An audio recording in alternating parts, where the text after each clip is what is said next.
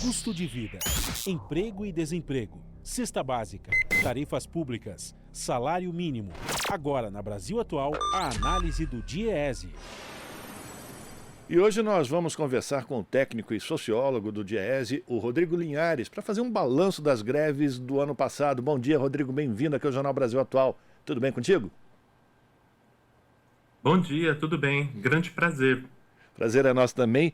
E a gente então vai falar sobre esse estudo, esse levantamento feito pelo DIEESE, que através do sistema de acompanhamento de greves, né, do Departamento Intersindical de Estatística e Estudos Socioeconômicos, esse acompanhamento de greves registrou no ano passado 1.067 paralisações, que contabilizaram cerca de 54 mil horas paradas. Os trabalhadores do funcionalismo público promoveram mais da metade, ou seja, 54% dessas mobilizações, e correspondeu a 70% dessas horas paradas, né, durante esses movimentos grevistas. Eu queria saber primeiro contigo, Rodrigo, como é que você avalia, a partir das informações levantadas pelo estudo, as reivindicações que foram colocadas pelos trabalhadores nesse ano de 2022? Eles eram reivindicações de aumento salarial, melhores condições de trabalho, ou greves para evitar a retirada de direitos conquistados? Tá. Se você me permite, antes de falar da reivindicação, eu queria traçar um painel das categorias em Perfeito. greve esse ano, né? 2022 marca o retorno das greves dos professores da educação básica e dos profissionais da saúde pública. Marca a volta dessas duas categorias aos protestos grevistas. Os professores não puderam deflagrar greves nos anos de 21 e 20, porque não havia escola separada. A atividade deles tinha migrado para o técnico informacional, né, para o ensino remoto. E os trabalhadores da saúde pública também não podiam fazer greve por conta da situação de calamidade em que eles estavam envolvidos. Era implausível num momento de mortalidade provocado pela Covid qualquer mobilização grevista. O ano de 2022, com a estabilização nesse sentido, com a diminuição da mortalidade e a estabilização da Covid por conta da vacinação, essas duas categorias que em 2020 e 2021 estavam fora da greve, elas retornaram aos protestos. Então, do ano de 2022 é mais ou menos como um retorno àquilo que o ano de 2022 ele se parece mais com o ano de 2019 nesse sentido. Os anos de 2020 e de 2021 eles foram muito peculiares, eles foram um intervalo, foram uma anomalia, na verdade, né? As grandes categorias grevistas na educação e da saúde estiveram ausentes nesses anos. Sem dúvida. Agora, em 2020... Pois não, pode continuar. Sim.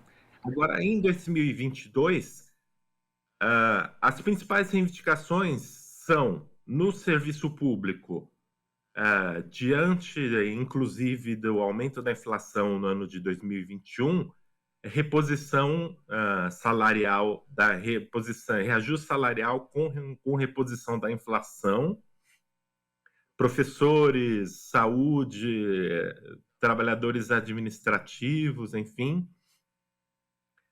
E na esfera privada, a gente continua com um problema grande de atraso no pagamento de salários. Então, basicamente, no sistema privado, era a busca dos seus direitos. Enfim, o trabalhador fez o seu trabalho, tinha que ser remunerado. Mas a gente percebeu também, nesse estudo que foi produzido pelo DIEESE, Rodrigo, que a maior parte dessas paralisações, dessas greves, elas demoravam apenas um dia. Por que isso? É porque uma greve por tempo indeterminado, ela não é, ela tem de ser muito planejada. Não é uma coisa que é voluntarista, assim, que você junta os trabalhadores e numa bravata diz, só iremos voltar quando nossas reivindicações forem atendidas. O fato dessas greves serem curtas significa que os sindicatos e os próprios trabalhadores estão testando a mobilização. Depois de 2 anos de situações inéditas, de muita confusão, é como se agora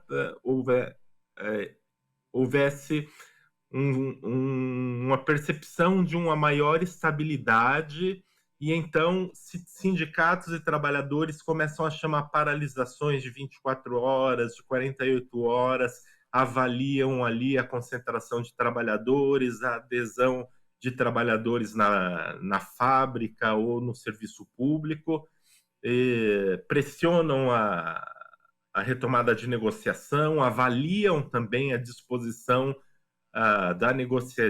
de entrar em negociação dos governos e dos empresários, e só depois disso é que, no caso de um impasse continuado, é que vai se avaliar uma greve por tempo indeterminado, né? Então, esse ano de 2022 ele foi um ano de experimentações. É uma retomada que não se faz como se nada tivesse acontecido, sabe? É preciso testar, checar as condições, tanto da adesão de trabalhadores, quanto da disponibilidade de negociação do patronato, enfim. Por isso essas greves são as greves mais curtas do que o usual.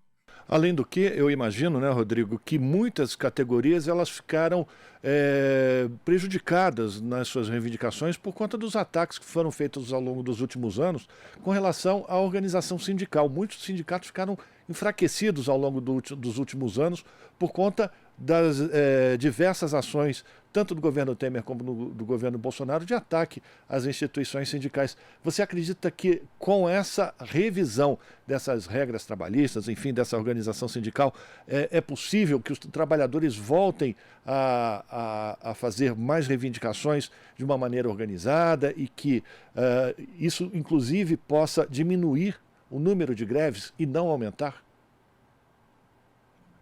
Olha, você tocou em um ponto importante.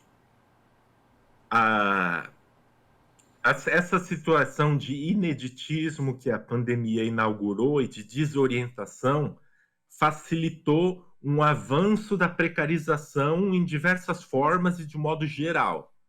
A gente tem exemplos de bancos que abrem outras companhias e deslocam seus funcionários para essas outras empresas que pertencem a esse mesmo banco, mas eles já não são mais bancários, eles são operadores de TI, eles são atendentes de telemarketing, então eles já não têm mais os direitos que os bancários tinham.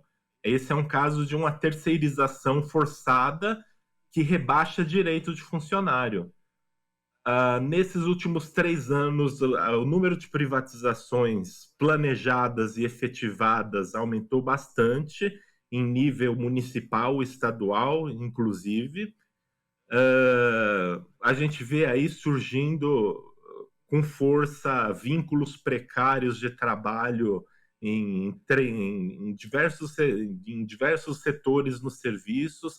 Esses 3 últimos anos, do ponto de vista da condição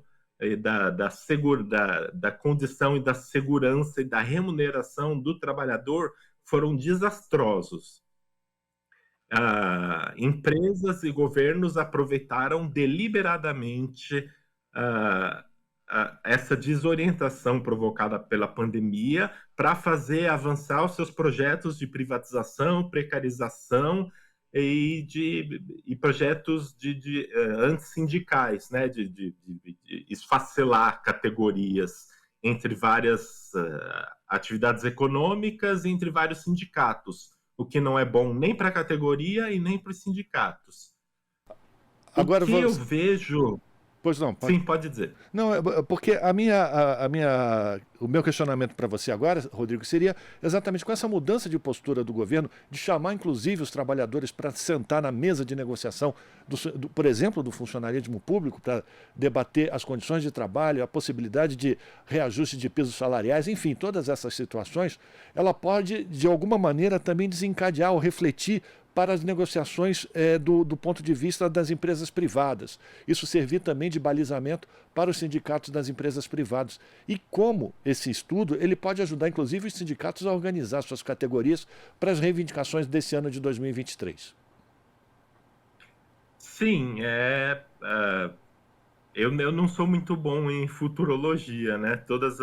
Muitas vezes em que eu me arrisco a dar uma opinião, dali a pouco eu vejo que eu passei longe, né? Mas o que se espera é isso, agora com um novo governo federal, que no Brasil tem uma importância política muito importante, um governo federal amistoso a essas reivindicações e aos sindicatos, a gente possa renegociar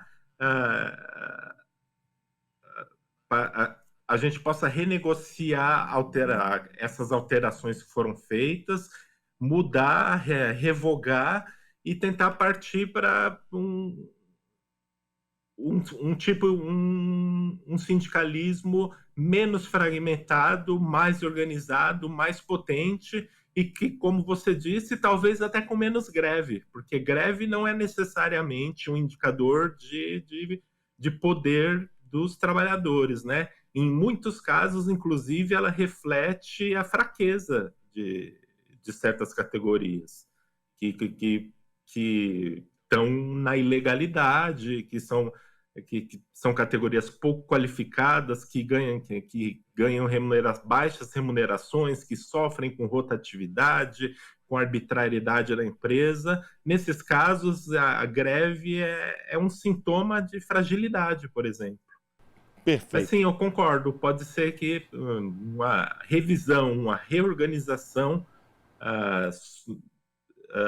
orientada, pactuada com um novo governo possa servir para o reforço das negociações coletivas e talvez até por os próximos anos com menos greves, com menos embates. Perfeito. Quero agradecer aqui a participação do Rodrigo Linhares, que é técnico, sociólogo do DIEESE, falando sobre o estudo realizado pela entidade, fazendo um balanço das paralisações no ano de 2022 e que está disponível, inclusive, no site do DIEESE, diese.org, não é isso? E aí todos podem ter acesso a esse estudo detalhadamente. Rodrigo, muito obrigado pela tua participação, um abração para você. A gente te convida para participar mais vezes aqui no Jornal, sempre bem-vindo. Opa, próximo balanço de greves a gente conversa novamente. Então, foi um grande prazer, viu? Tchau. Prazer é nosso também, um abraço. Conversamos com o Rodrigo Linhares, aqui no Jornal Brasil Atual. Estamos apresentando Jornal Brasil Atual. As notícias que os outros não dão.